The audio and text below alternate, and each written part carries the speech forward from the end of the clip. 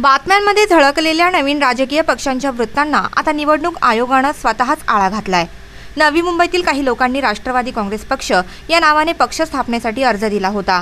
त्यांनी असाही दावा केला होता की शरद पवार यांच्या पक्षाचं नाव राष्ट्रवादी काँग्रेस पक्ष म्हणजेच नॅशनलिस्ट काँग्रेस पार्टी या नावानं नोंदवण्यात आलं आहे आणि म्हणूनच त्यांनी आपल्या पक्षाचं नाव राष्ट्रवादी काँग्रेस पक्ष असं नोंदवलंय।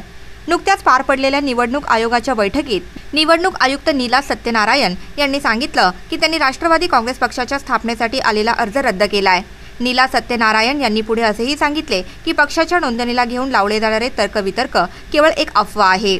अर्ज रद्द करण्यामागचं कारण स्पष्ट करताना त्यांनी सांगितलं की त्यांनी सादर केलेल्या मतदान यादीमध्ये तांत्रिक त्रुटी आहेत। राजकीय पक्ष नोंदणीकरता लागणारी काही कागदपत्र गहाळ आहेत, त्याचप्रमाणे अर्जात खाडाखोडी देखील आहेत। नाही, एका म्हणजे व्यक्तीने असा अर्ज केलेला आहे की राष्ट्रवादी काँग्रेस पार्टी म्हणून त्यांचं रजिस्ट्रेशन व्हावं। आपल्याला सर्वांना माहीतच आहे की निवडणूक लढवायची असेल तर जसं केंद्राकडे रजिस्ट्रेशन असतं तसं स्थानिक स्वराज्य संस्थांचं आपल्याकडे पण रजिस्ट्रेशन असतं, नॅशनल पार्टीजचं पण असतं। तर त्यानुसार त्यांनी राष्ट्रवादी काँग्रेस पार्टी असं नाव घेतलं, त्यांचं वेगळं सिंबल आहे आणि त्यांनी आपल्याकडे अर्ज केला। तर त्याच्यावर आम्हाला काही तांत्रिक त्रुटी आढळून आल्या। म्हणजे तहसीलदारांनी प्रमाणित केलेली मतदार त्यांची म्हणजे त्यांचे जे लोक आहेत त्यातले मतदार यादीतले ते प्रमाणित केलेले नाहीत।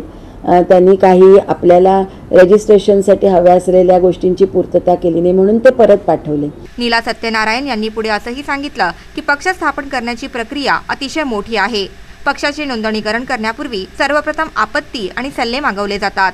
आता राज्य निवडणूक आयुक्त म्हणून माझ्याकडे जेव्हा एखादा असा अर्ज येतो तेव्हा मला त्याच्यावर प्रक्रिया तर करावी लागते, कारण आपण सर्वांसाठी एकच आहोत अथॉरिटी। त्याप्रमाणे आम्ही त्यांना बघितलं की त्यांच्या अर्जामध्ये काही त्रुटी आहेत, त्या पूर्तता करून ते आम्हाला देतील। त्याच्यानंतर जेव्हा आपण हे प्रोसेस करतो ॲप्लिकेशन तेव्हा त्याच्यामध्ये जेव्हा ऑब्जेक्शन्स अँड सजेशन्सचा जो भाग असतो, आपण पब्लिक नोटीस देतो की असं असं अमुक अमुक व्यक्तींना मिळून अशी एक पार्टी स्थापन करायची आहे। त्याच्यावर हरकतीम सूचना मागवल्यानंतर जेव्हा हा प्रश्न येईल त्यावेळेला आपण त्याच्यावर निर्णय घेऊ। कॅमेरामॅन दीपक कांबळेसह गंगासिंग राजपुरोहितचं वृत्त।